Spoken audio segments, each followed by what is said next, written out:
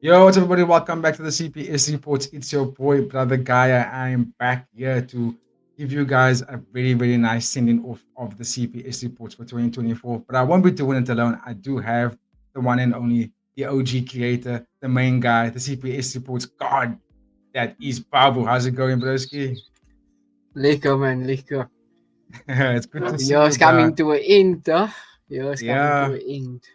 it is. It is. It's a very nice, smooth sailing to the end of the year. Obviously, that being said, there was a little bit of a speed hump that we faced at the CPS reports. I'm sure you as all audience members know that this past 2 weeks we haven't really been as active as we would normally were. And that's only because we had faced a very unfortunate event. We did lose a member at the CPS reports family, and I won't go into much detail, but just wanted to know that that's what kept most of our time and our minds occupied, and that's why we weren't able to be as active as we would like. But I thought we'll take the opportunity now with myself and Babu to sort of recap the 2024 year of the CPS reports, the things we've done, the things we've watched, the things we've consumed, the things we've been reporting on.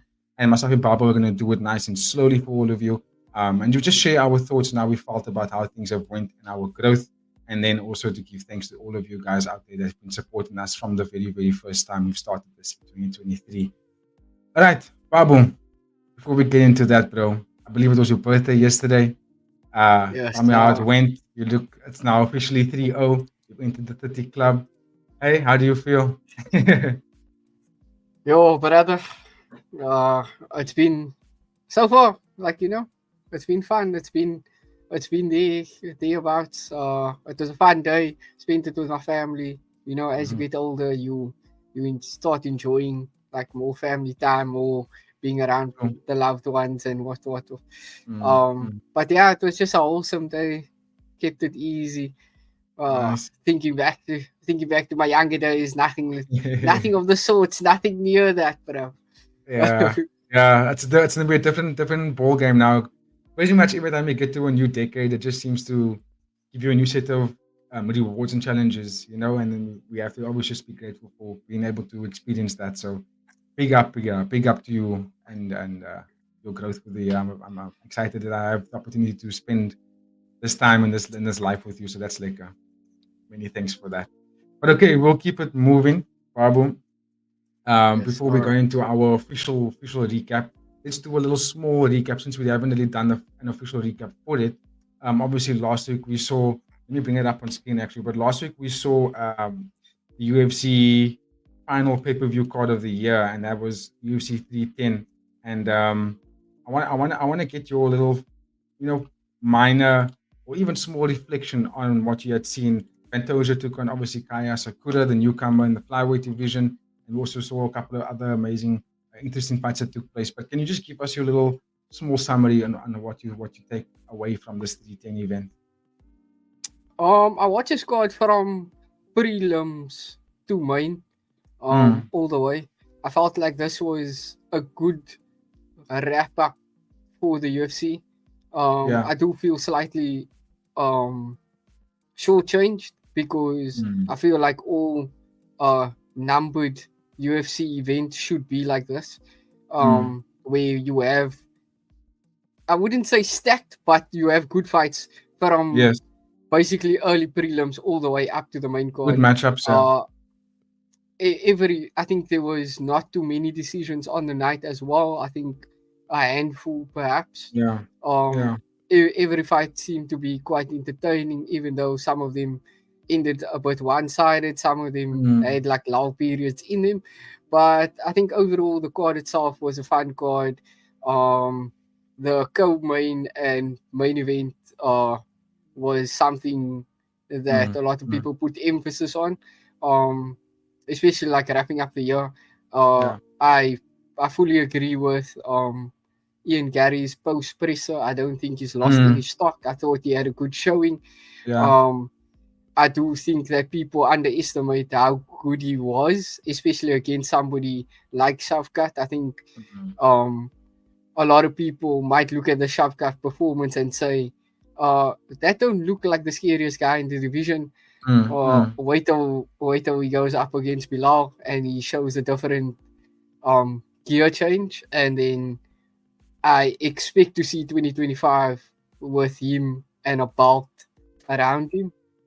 Um, Yeah. Going into the main, I feel like the hype was a bit overdone, but nevertheless, it is what it Yeah. is. I felt like the fight was I think round one was very telling.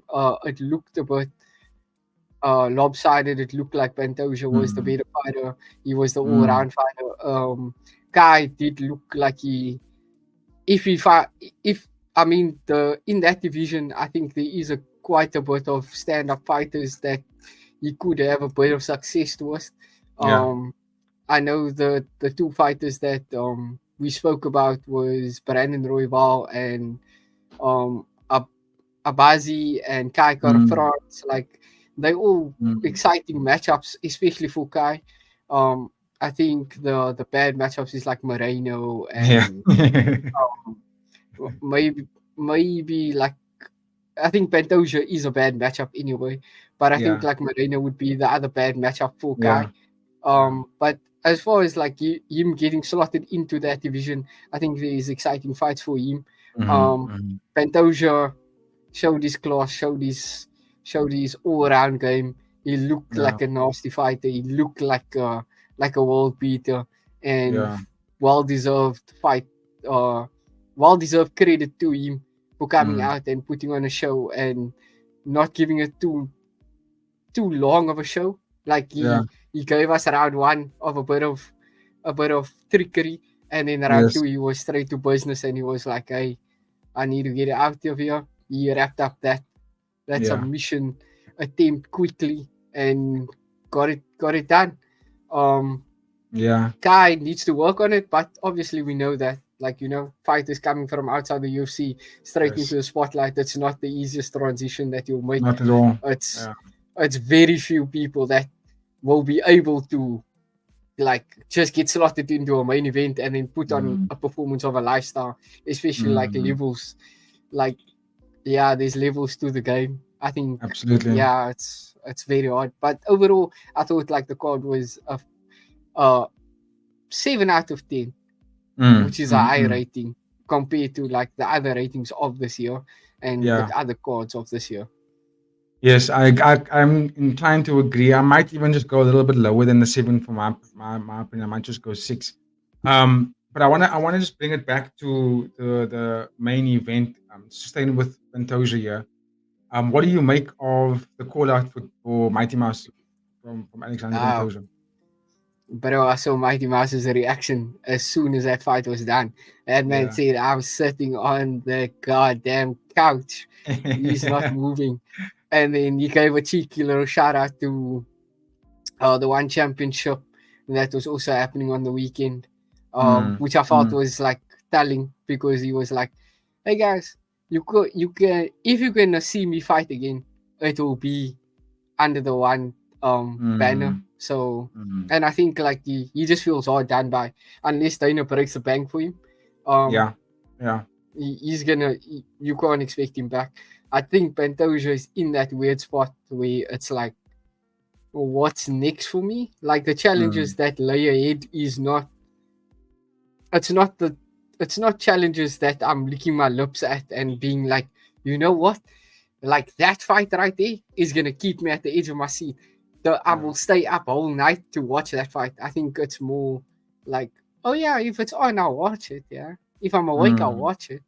But I feel like he's just in that weird spot of like, I don't want to see him go up because I feel like Me neither. it's gonna be very hard for him. I can't see Yeah. him having 2 min. I can see him maybe getting success against like Davison or Maybe. Corey Yeah. Sandhagen. Yeah. But like Peter Yan, the last performance that he put on, I can't see Pantoja like really being Mm. that durable to withstand all of what Peter Yan had to offer. Mm. Nurmagomedov, I think he's a wall beater. Mm. Sean O'Malley, maybe he could have success, but I think the length of Sean O'Malley's will be a problem. And then Yeah. Marab, that holds the title in that division, I think is a bad matchup for him Mm. because I think Marab will have the power advantage just being the bigger Mm. fighter. So I think he's in a weird Yeah. position. I think maybe like maybe they need to like just have like something. They need an injection of life. I don't think that Kai is enough of an injection of life in that division. Yeah, I'm inclined to agree with that as well. But where I don't agree with you is the injection of life, and I'm saying that because that's kind of throwing shade on. If you look at, I'm trying to find this. Where the hell are the men's flyweight? So if you look at Brandon Royval, masterful performance in his last fight against Tatsuro Taira. Brandon Moreno Definitely. schooled Albazi. In fact, the performance that Brandon Moreno put on for me is like, you need to fight Pantoja next, because he was the only one that really put Pantoja in trouble in the 3 fights that they had against each other. And both of them have grown exponentially, right? Kai Carter France also smoked Steve Ercik, and Steve Ercik went 5 rounds and almost beat Pantoja. If he didn't have gotten that, we hadn't given up the takedown in that 5th round, he probably would have won the fight. So, right? So, and he got knocked out in the 1st round by Kai Carter France. So I feel like because of recency bias, again, which is a lot of the younger fans are doing now in the UFC, because they all have social media, they're controlling the other news that's been put out for the UFC essentially. They're forgetting. People are forgetting, man. They're forgetting what this division is. They're forgetting about top 5 contenders in the division. They forget how the sport fucking works, bro. You know what I mean? Just because someone has lost or hasn't fought maybe in the last 5 months or whatever the case is, like I just mentioned, all those names I just mentioned now, all those guys have won their last fights, and it was all in 2024, and they all leveled up. What else must they do if they're in the division? It's not like they can go do anything else. They have to climb the ladder. You know what, Royval? It's almost like the UFC was banking on Royval to lose against Tatsuro Taira, and he didn't. They were banking on Moreno to lose against Albazi so that they can all be new contenders for Pantoja, but they didn't. So what that highlights to me is that the division, we have to give respect to the division, bro, and give respect to the contenders in the division, because they're all actually that great.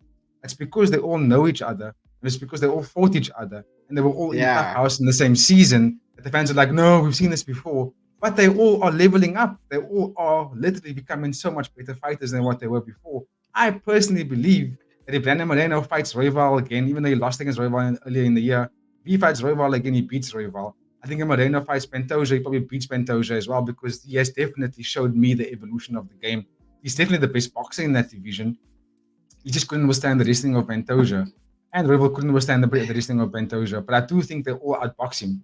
So it's just a matter of, no one complained when Moreno fought against Davison 4 times.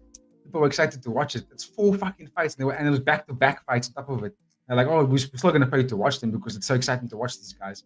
And I feel the same thing needs to be given to the respect of these flyweight guys. I don't like that the UFC and Dana White for all these years have been threatening these guys to get rid of the division because of it's boring. It's not boring, bro. It's one of the most exciting divisions to watch, if not the most exciting division to watch. You know what I mean? I think so. Where my like viewpoint is on that is, like, I do agree with you 100%. I think that if I think like Royval goes up against Pantoja, Royval wins, and then we see like a second fight, maybe Royval edges it again, but then we're seeing like almost like a circle of the same fights, but it's only because the one fighter is clearly, well, not clearly better, but the one fighter edges the other fighter. But if he gets matched up against another fighter, that fighter edges him in a certain area, Yes, and then yes. so I feel like that's where I do agree with you. The division is very fun, and I think like if we could see fights closer to each other, like it would be, you would basically see the title rotations like change hands so much. But what I think is, I'm sitting in the same way that when Izzy beat everybody, then I'm like, oh, like I can't see somebody really putting that much of a challenge to him. But then the UFC got Rikus, and then they got the Potan, and then once they came into the division seemed more like lively. Like we saw a bit more like middleweight fights happening, and quite often, because everybody wanted to be front and center. Like, hey guys, look at me. I want a shot. Hey guys, look at me. And I can see now, like now, in that middleweight division, even though we believe Dricus is the best fighter, but I still want to see Baralho against Dricus. I still want to see Nazaruddin against Rikus. Like Yeah, those are the yeah, fights that like they are like the young up and contenders that got injected after mm, um Pereira and Rikus. Like mm. Pereira and Rikus like basically broke open the door And for to younger Korea. fighters to come through. Yeah, to come through. So like I'm hoping like there's somebody in that flyweight division that Mm, might be mm. maybe like I can't see Charles Jordan really doing it, but I'm Not at just all. using him as an example. Like he's 13th in the division. Should he go on like a 2-3 fight Yeah, amazing fight streak, like he cracks open a bit of the door for younger fighters yeah. behind him to come into, and then we get to see like, okay, Let me let pull me up see the Charles rankings here Jordan quickly. against Brandon Moreno. That's a fight that I didn't think I wanted to This is see, but now this is the guy in this this is the division guy. that's gonna shift. Yeah, this is the guy that's gonna shift. You know what? Sorry to interrupt you, Babu. You know what the difference is Huh? that we're sitting on here between the flyweight division and the middleweight. Remember when the featherweight before Ilya Poirier was around, Max Yeah, Holloway and Volkanovski was knocking off contenders literally every single time. So what was happening yeah, was in this featherweight division before Diego Lopez and Ilya came into it, even Mavsar. What was happening was Max was depleting all these contenders. They were all trying to come up, and he was just beating them every single time. So it made the division really boring because if you can't beat Max, then you can't fight Volkanovski. And so Volk was never really getting anyone new to fight, and that's what was happening. So it was making it a bit like sticky to watch. Whereas in the flyweight division, Brandon Royval, Brandon Moreno, Albazi, Kai Korefrans, Alex Perez, Steve Ercik, all these guys had it within them that they could beat each other. They were all beating each other. They were all them had a one up on one another at some point because they fought so many times. So what I'm trying to say is that you can even start a Grand Prix or a round robin with those top 5 guys, and you can oh, I would guarantee love that it. they will all be able to beat each other. It's very competitive, Yeah, and that's why I feel like when Dana White and keep going on about we're gonna get rid of the flyweight division because Mendoza was talking about this in his post presser when they asked him, do you want to go up? We're looking for a new challenge. He was like, no, I want to stay in this division because I don't want it to go away. I don't want it to be taken away. And also, there are challenging fights in my division. There are fighters here that can beat me. There are people that are leveling up. Why on earth are you all looking at it as if this division is done and is cooked because I've left the division? That's not the case. Because if you look at those fights, when he fought against Royval and Moreno, yes, he tapped out Royval in his first fight, but he was having a difficult time in the second fight against Royval. Against Brandon Moreno, even though he won all 3 of those fights, he had a difficult time against Moreno in all 3 of those fights. You know what I mean? He fought Manal Cup in Manal Cup's opening debut. Manal Cup fought against Kai Asakura twice in Rise and beat him. You know what I mean? So, like, come on, guys. Like, we need to actually recognize the competitive nature in this division. It's quite massive. yeah, But anyway, definitely. I also wanted to quickly keep it moving to Babu. Let me just bring up the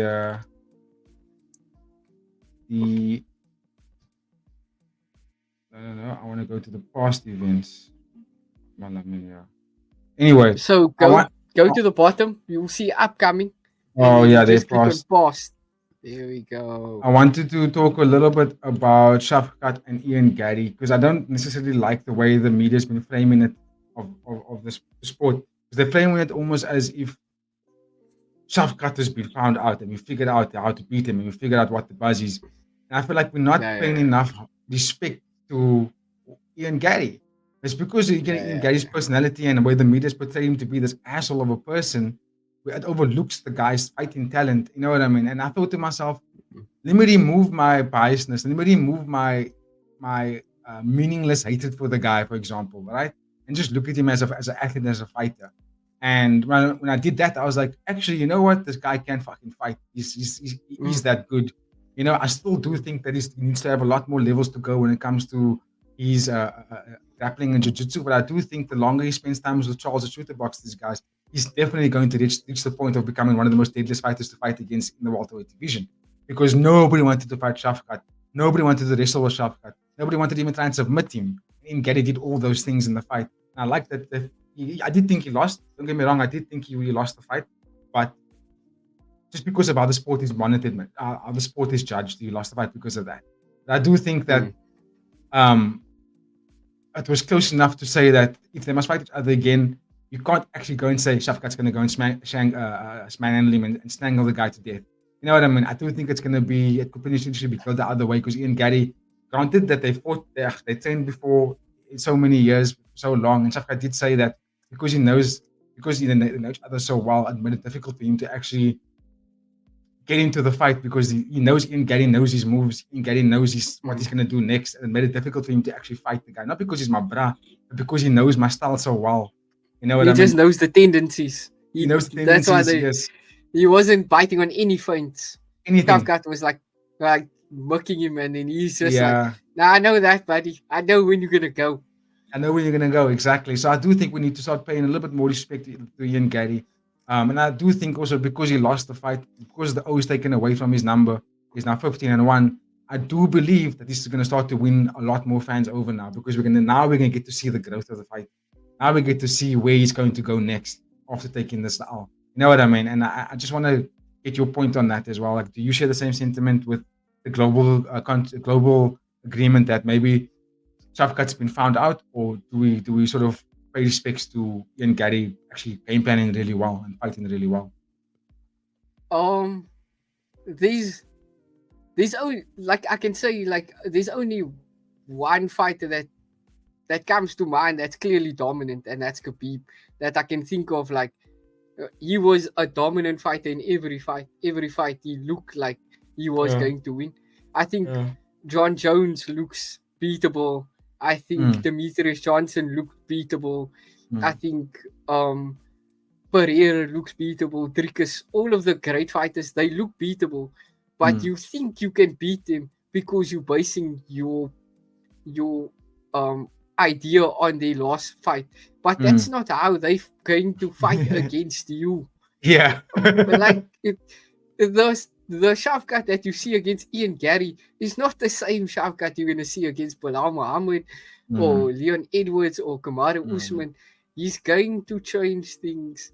You don't have the same knowledge Ian Gary has mm, to not bite on a feint. mm, mm. He's still the guy of the division that will smash your favorite fighter.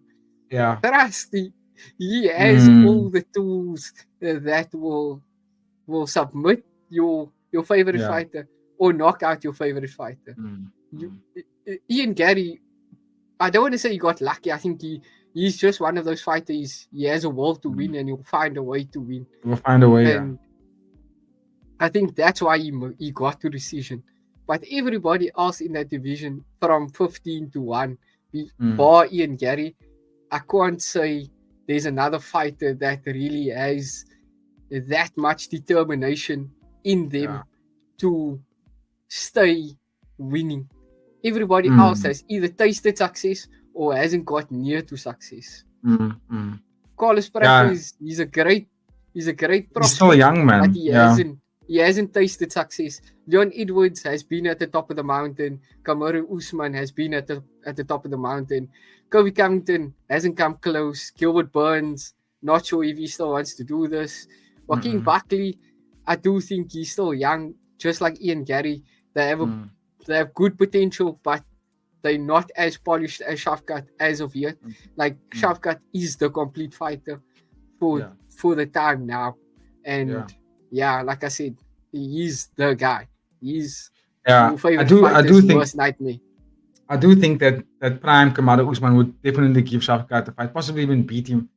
But I do believe, and I'm going to stick by this, that Jack Della Magdalena is going to be the guy that's going to boogeyman the boogeyman. I do believe it. Because he does, when I see him fight, he's got that look in his eye as well, where he's just like, you don't know what you're going to get next, but I'm going to take your soul. I'm going to devour your soul. He's got that energy about him, and he fights in that way, and I really do dig it. And I do think you need to almost have that kind of belief in yourself to take on these kind of fighters in the UFC because the UFC it does breed a bunch of killers. That's just really safe. I do think that Michael Morales and Carlos Prates have to go through a loss first before they can even go into the top 5 of the division. Can you still hear me? My G's frozen, yeah. Yeah, okay. That's fine. I'll just keep it going.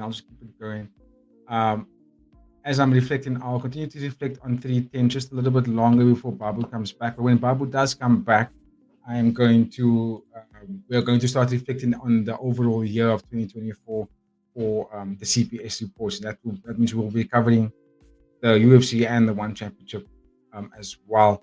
But in terms of the 310, that's pretty much how we've been recapping the main event and the co-main event. I'm going to talk a little bit about this fight.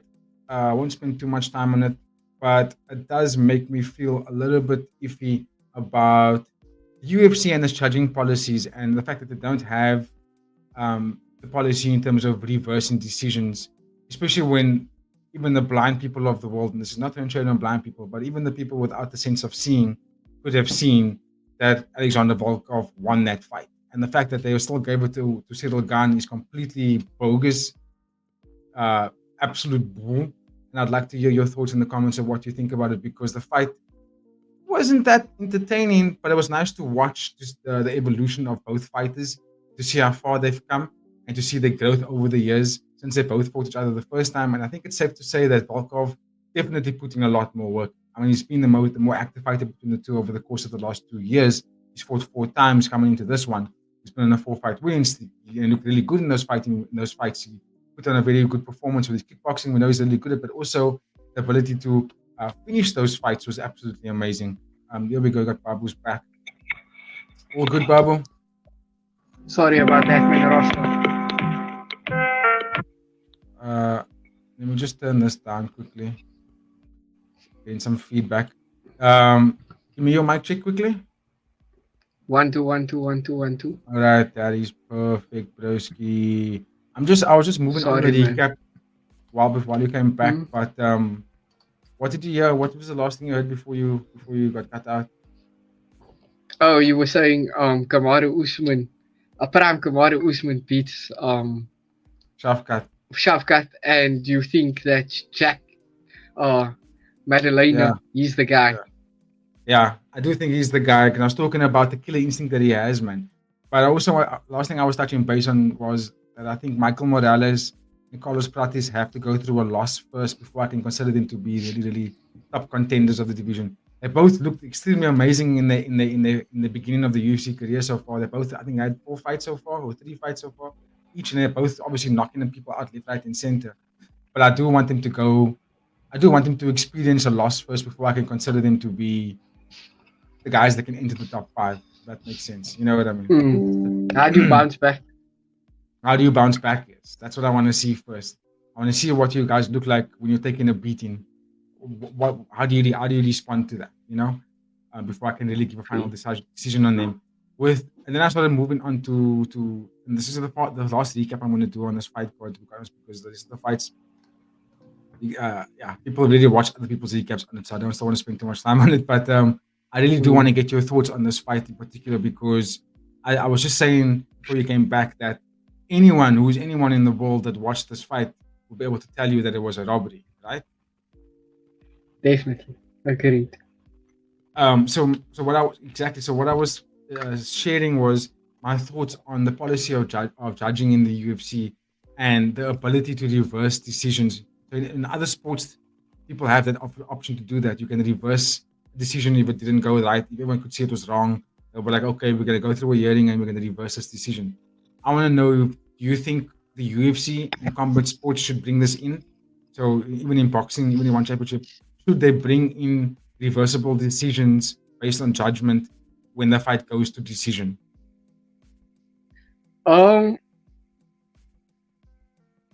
Yes, I do think that should be a thing. How? Okay.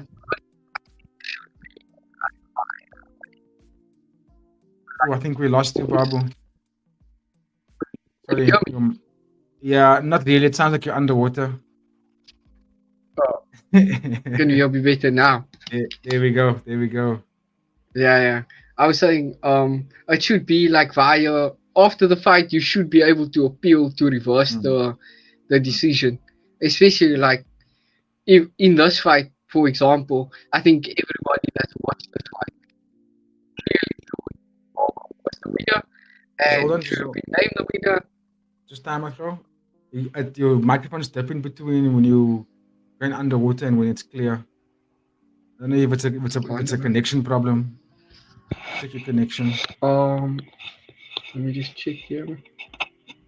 Okay, it sounds fine 1 2 now. 1 2 1 2. Yeah. I don't know what you're doing differently, but it just dips ever so now and then. Not But sure, okay. buddy. Anyway. But yeah, it should definitely be like a post appeal, especially for decisions like that. Yeah. Where it's unanimous that the other Mm. fighter has won. Yeah. 100%. And I think we can just conclude it there because I don't want us to go too much into detail. The fight didn't have that much that was going on where I could say um a bunch of good talking points, man. It was just pretty much little gun, tap, tap, light tap, tap, broke his foot, tap, tap, tap, foot of the back foot. Volkov kickboxed really well, wrestled more. Silgan was a defensive submission, so it wasn't really trying to actually get the submission with a finish. So, yeah, and also the fact that Silgan himself was like, I didn't win that fight, and that's why he walked out of the octagon. You know what I mean? And then also Dana White was saying to Volkov, "You got fucked, buddy. You got fucked." And then it ended it like they're like, not even saying like, "Oh, I'm so sorry about that poor decision. We're gonna address it as soon as we can." Not saying I don't know what we're gonna do, but you got fucked. Like that doesn't help anything, bro. You know what I mean? You're So not that's helping the cause here, buddy. not helping the cause exactly. You could have told that man, Chico, we're gonna sort you out. Don't worry. Have a good rest. You know, enjoy your festive period. Spend time with the family. Myself and the rest of the guys, we're gonna work on something, and we're gonna make sure you're gonna be compensated for this. We're gonna sort you out. You know what I mean? Something like maybe it's not about money, man. So don't give him more money. I would have been like, we're gonna try and reverse the decision, or you are guaranteed the next number one contenders fight, or you guaranteed the next title shot between the winner between Tom Aspinall and whoever it is that he's gonna get. You are going to get the winner of that fight. You know what I mean? That's what I would have done. Because I still can't fight now. He has to go and deal with the broken foot. How long is that gonna take him before he comes back? You know what I'm saying?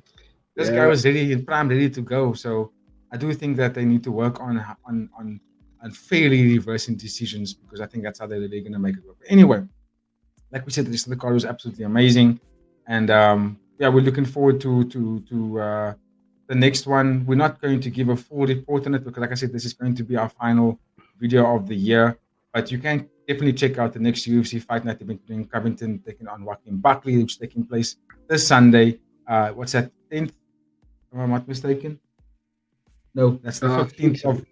That's the 15th of December at 5 a.m. South African time on DSTV. Of course, fighting at where are they fighting? Can't even see. There, Tampa, United States, Amali Arena, Tampa. So yeah, looking forward to that one, Babu.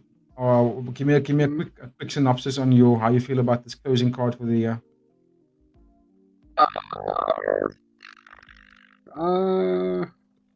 Not very much exciting fighting card of the year.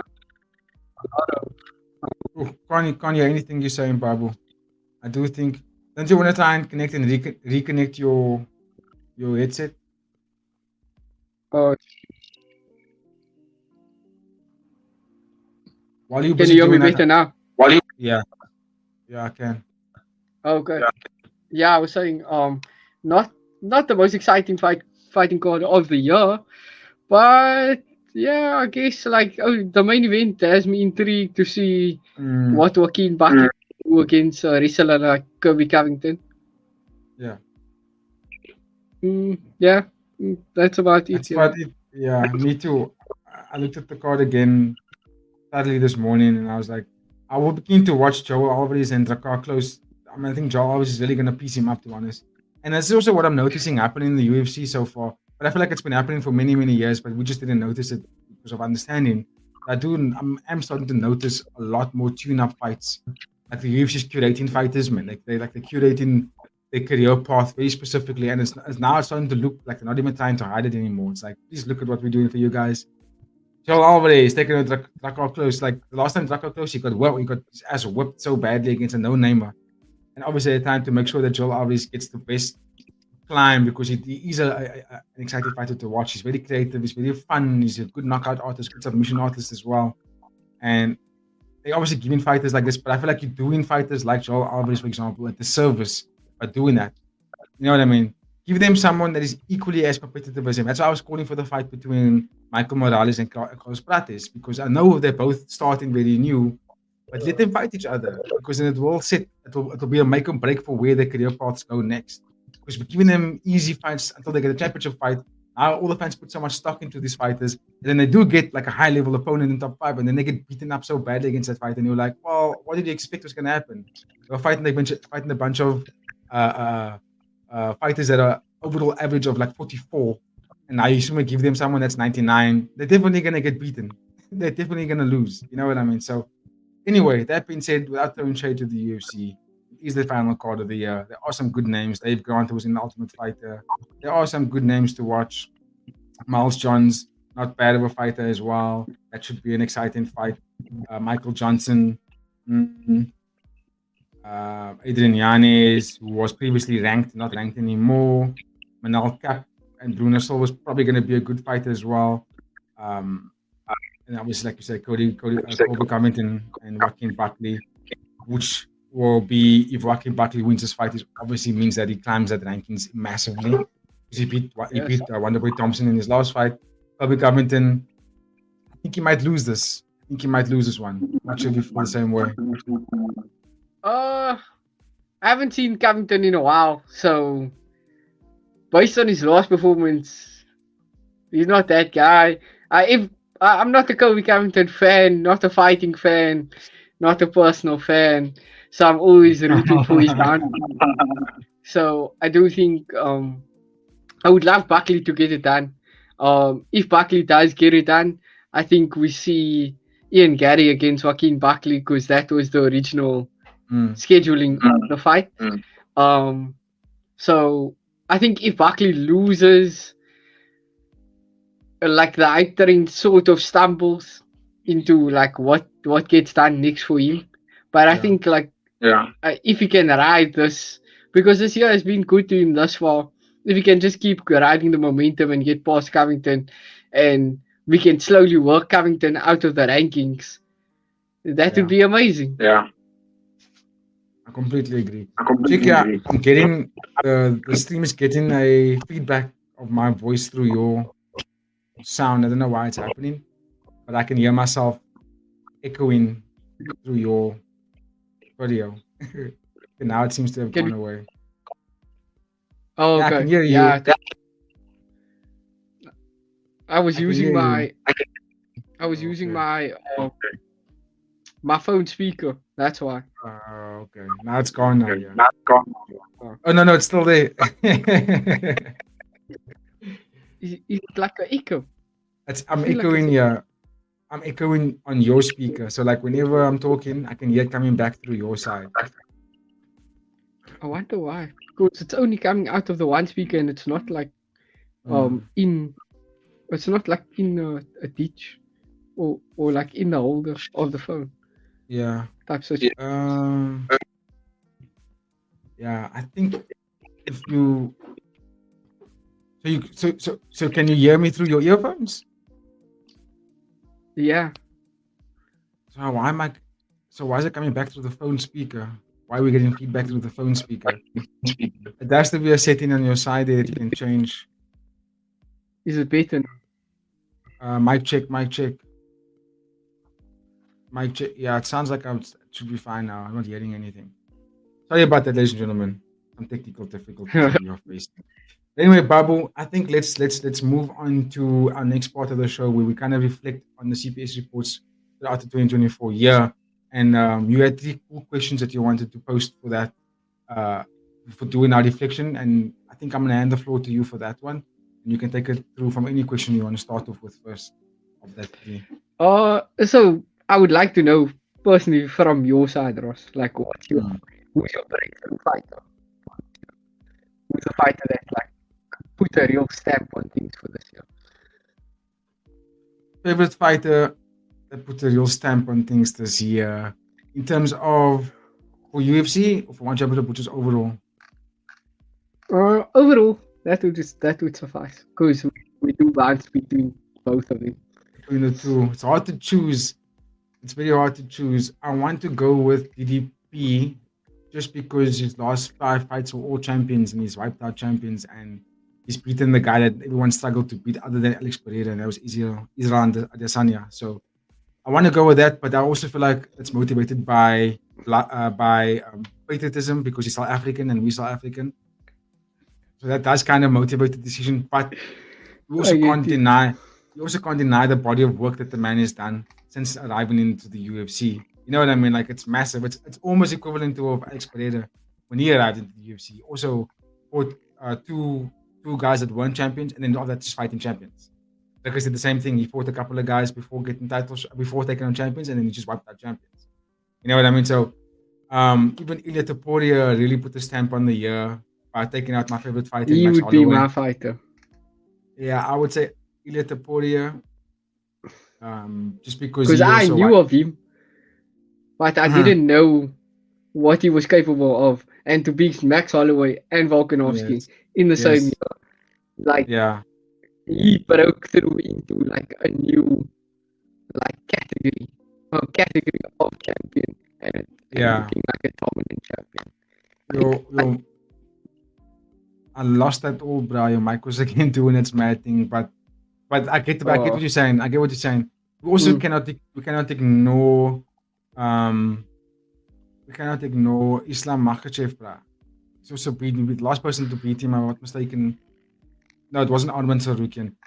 They fought and he beat Arman, but he's also been pretty much undefeated since being in the UFC. And he beat the top 5. He beat Charles Oliveira, beat Justin Gaethje, beat Dustin Poirier. You know what I mean? Okay, he hasn't fought Dan. Did he fight Dan Hooker? I think he beat Dan Hooker. Nope. He didn't fight Dan Hooker. I'm not sure if he did.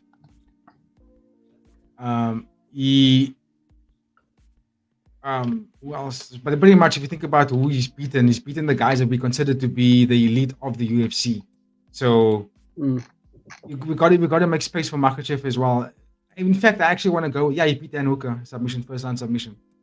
So like he's beaten the best guys in the division. You know what I mean? And he beat Volkanovski. Okay, Volkanovski had to come up the way to do that, but that doesn't take away from what the performances were like when he went in there. So I do think we have to put Islam Makhachev into that conversation as well. I also want to add Superlik, because Superlik also has gone on a 12 fight winning streak in the one championship, and he's beaten also the best guys, and also the way he does it. He's probably the most frightening striker in the world right now. Probably one of the most deadliest strikers to watch, and I'm gonna put his name up there. I'm gonna put his name right up there. I would say if he was MMA, if he was able to wrestle as well, I would go, nah, he's the best fighter in the world.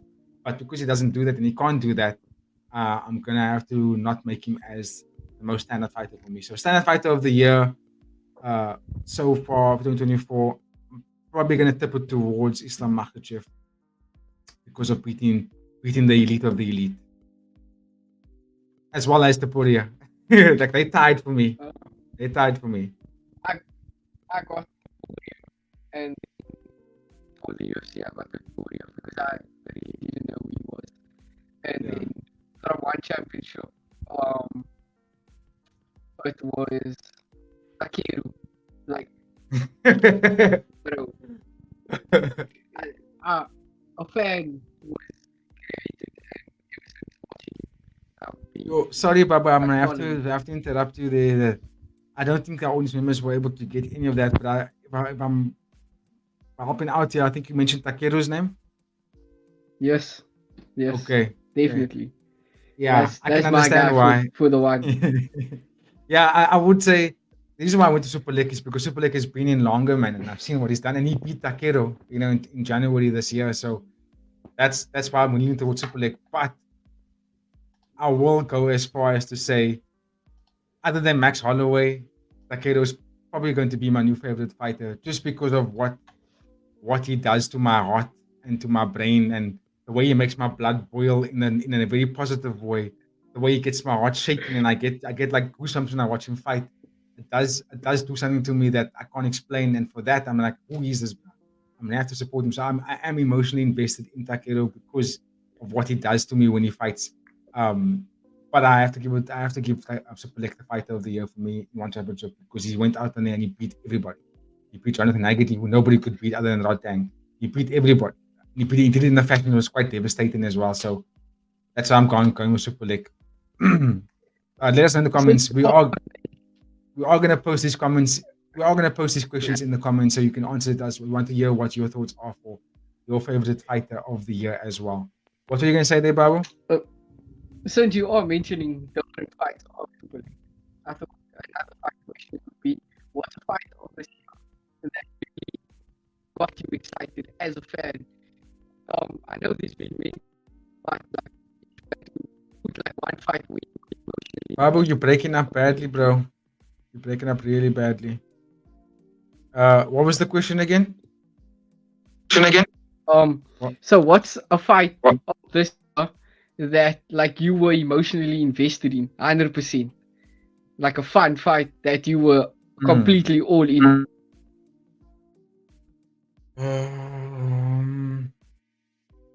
Again, the way I spoke about Takeru now is gonna have to it's gonna have to be him, because a lot of the UFC fighters, eh, I've seen them for so many years, man. Like, I've been watching the sport since 2005, so I've seen a lot of fighters come and go, and I've watched them grow, and I've seen their whole buzz, and the only really fighter in the UFC that really gets my blood going the way Takeru does overall is Dricus du Plessis, bro.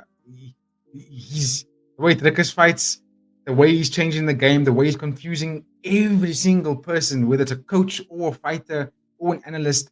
Everyone seems to be confused about DDP, and I love it. I'm intrigued by it, and I'm thoroughly enjoying it, because he's going out there in his own way, in his own teachings. He's wiping the floor with everybody with his own teachings, and it all looks incorrect to traditional styles. And that's why I'm thinking DDP gets me excited. It gets me hella excited to watch, because he's beating fighters that everyone holds to a very, very high plateau. No one could beat Israel Adesanya. Everyone's talking about Izzy like he was the most unbeatable fighter ever to exist. And DDP went in there and basically showed him who's dog, right?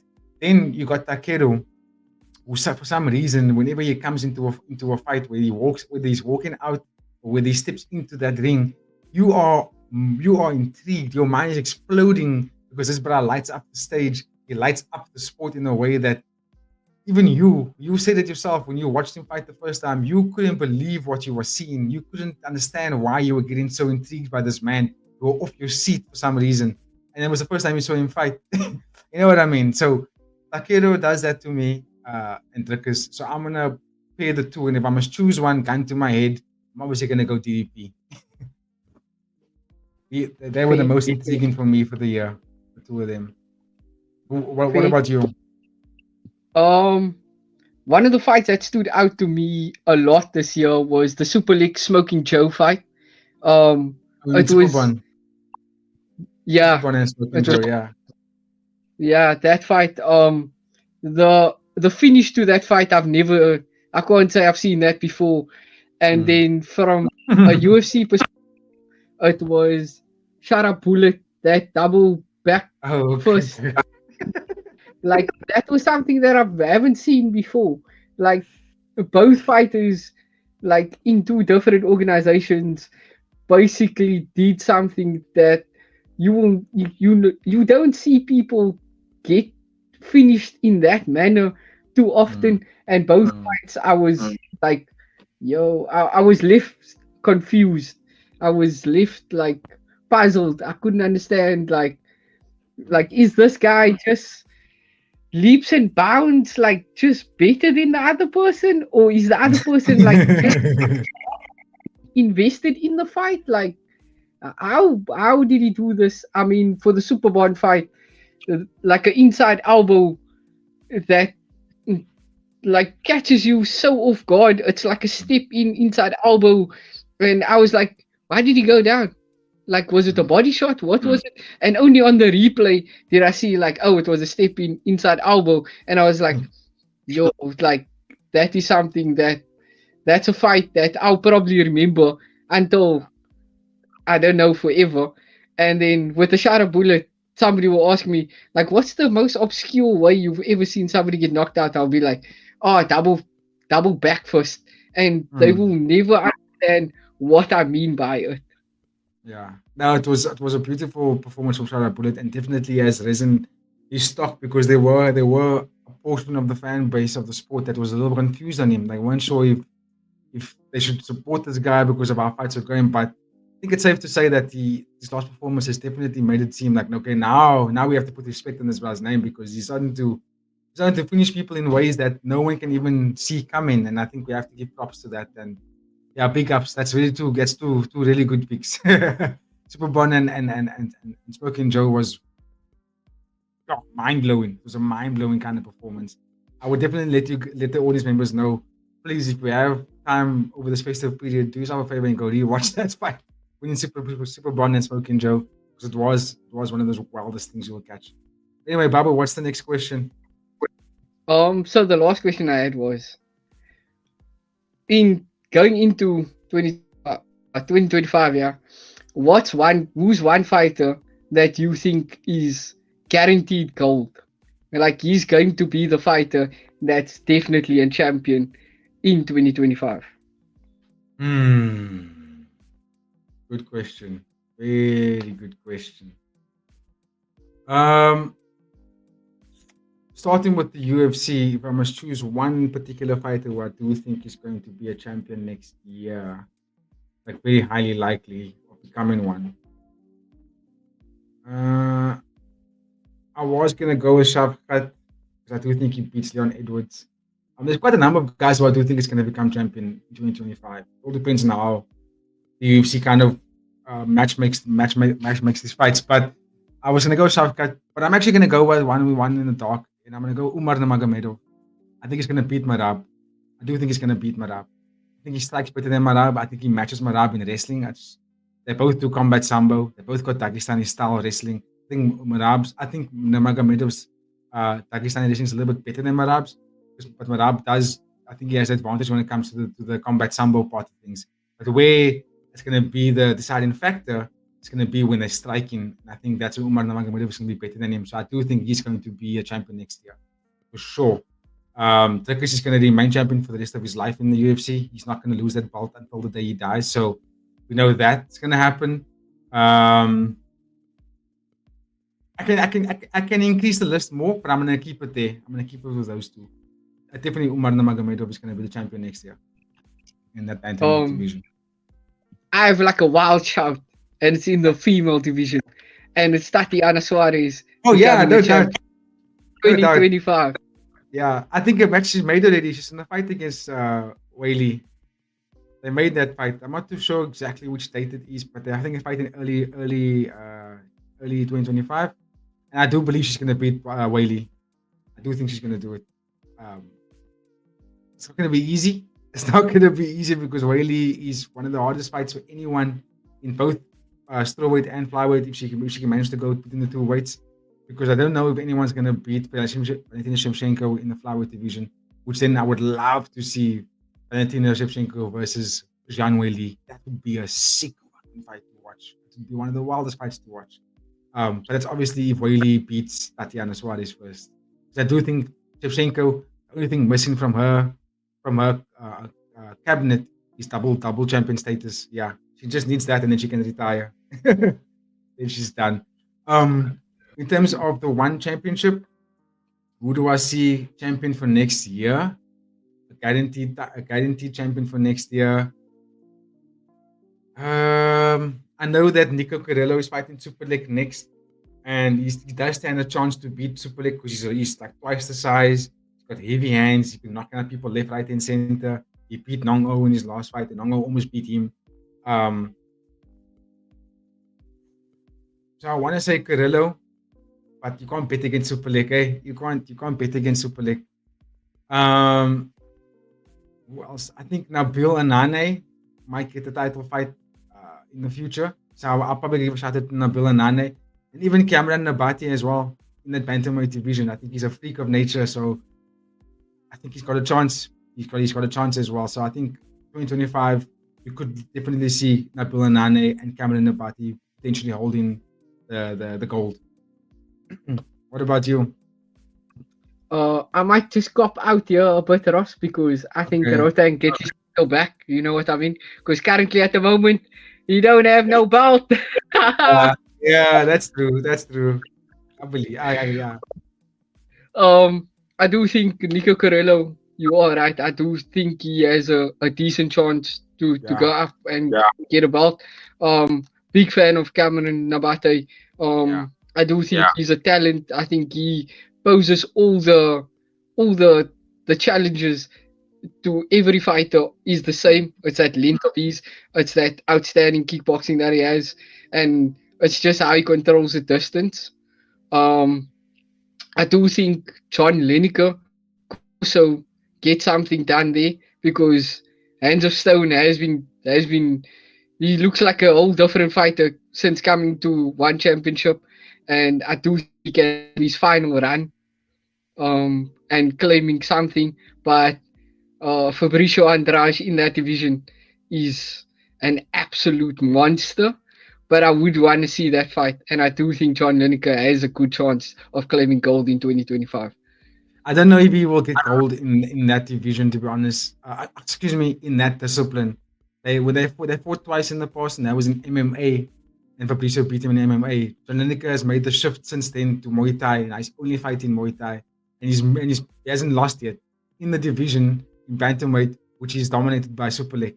Cameron Nabati, Nico Carrillo, Nong O, Nabil Anane, Kulab Dam, what's his name? They just fought now recently. Kong Tawani. These guys are just killers in that division, and they're all bantamweight. No, Kong Tawani is fighting flyweight. Sorry, so he's fighting in Rodtang's division.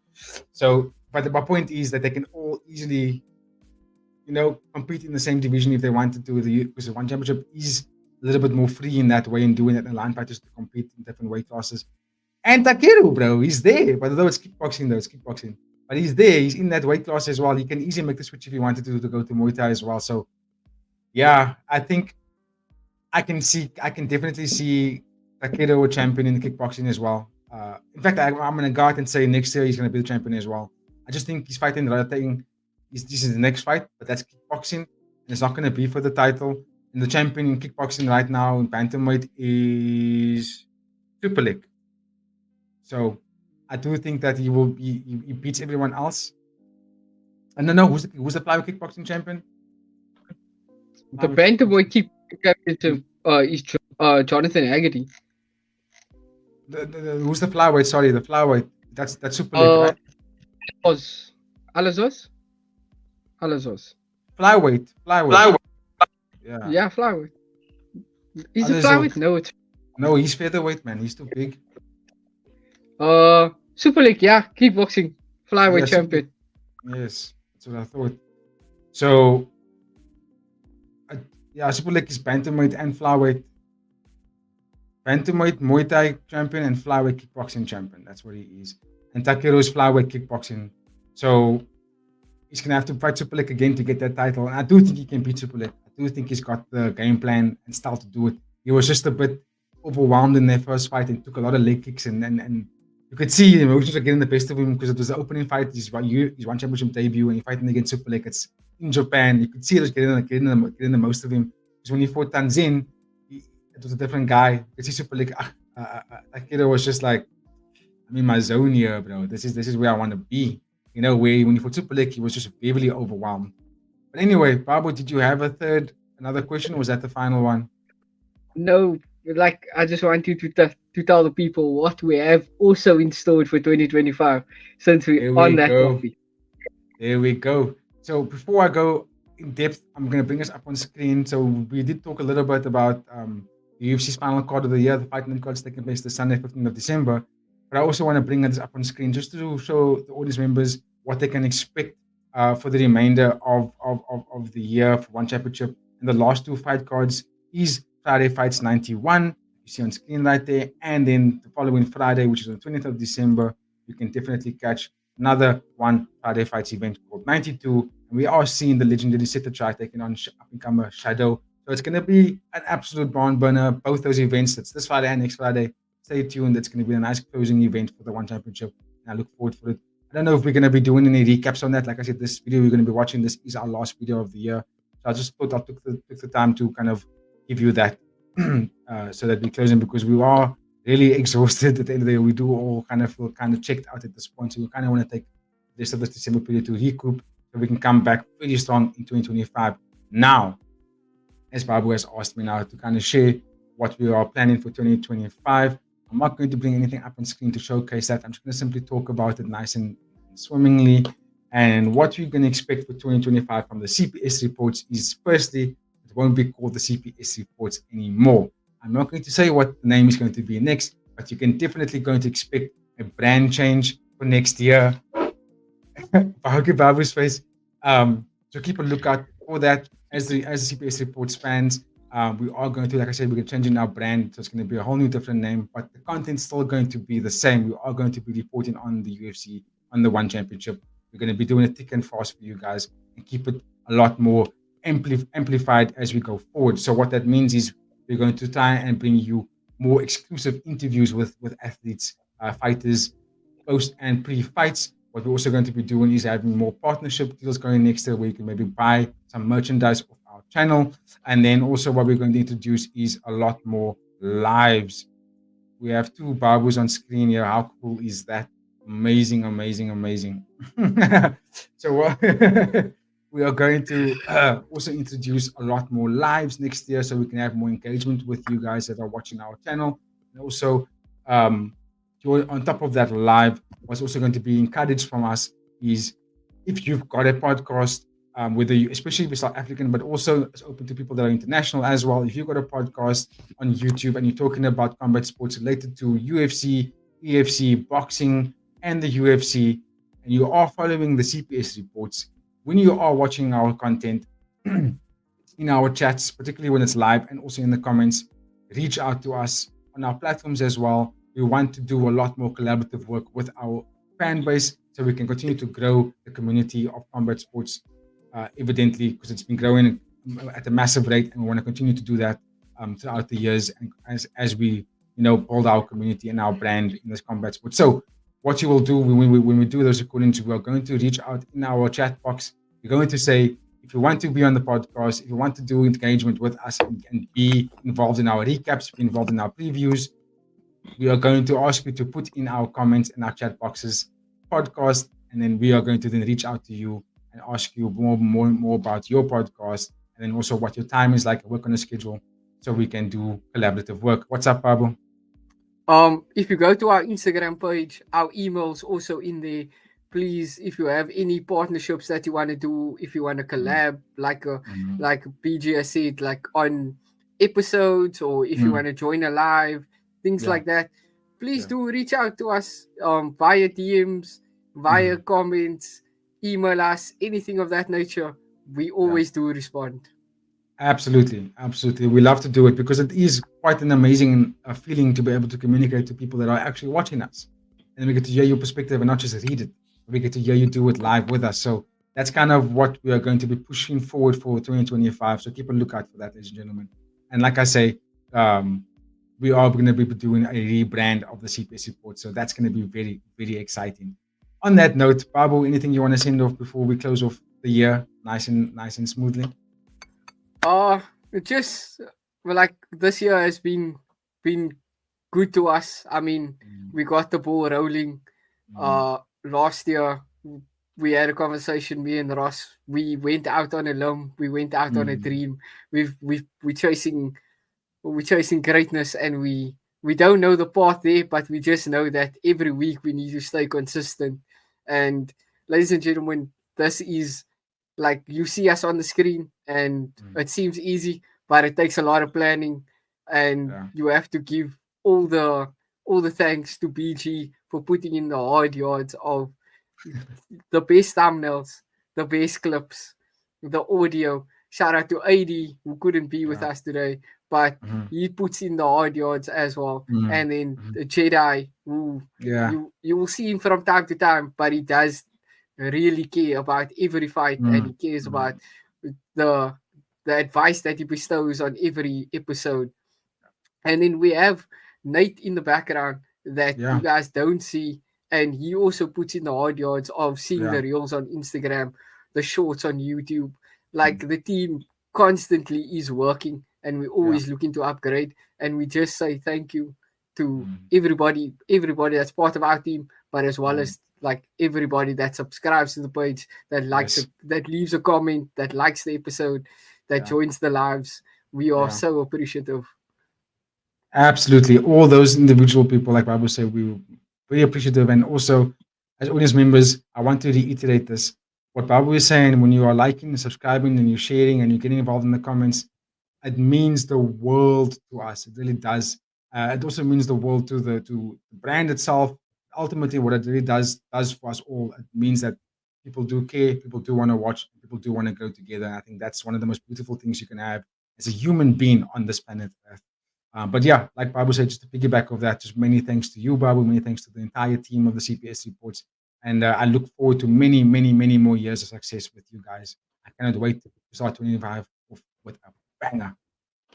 So on that note, last time for 2024, don't forget to like, comment, share, and subscribe. Stay safe. Enjoy the December period. Stay safe on those holidays. Stay safe on those roads. But also be very, very blissful. Be very grateful. Be very appreciative that you are able to be alive, to be able to do this every single year. So on that note, you will catch the rest of us next year. Stay safe, stay blessed, stay humble. Cheers.